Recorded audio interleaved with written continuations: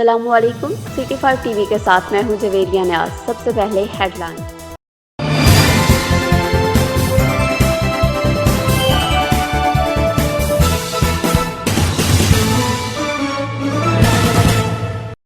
Ahmadpur Sial chief officer municipal committee Malik Khalid Mahmood की सरबराही में सैनिटरी सुपरवाइजर शौकत अब्बास, अंसर अब्बास और इनकी टीम की तरफ से अहमदपुर सियाल मोहल्ला गुल करीम की मुकम्मल तौर पर सफाई सुथराई का काम जारी।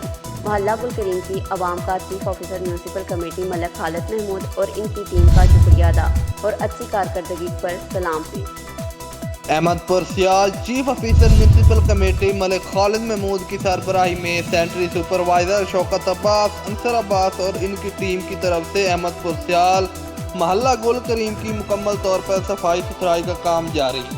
मोहल्ला गुल करीम की आवाम का chief officer municipal committee Malik Khalid Mahmood और इनकी टीम का शुक्रिया अदा और अच्छी कारकर्दगी पर सलाम पेश।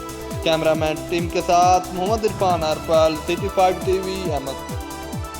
सिटी 5 टीवी से फिलवक्त इतना ही। जवेरिया न्याज को दीजिए इजाज़त। अल्लाह हाफिज़।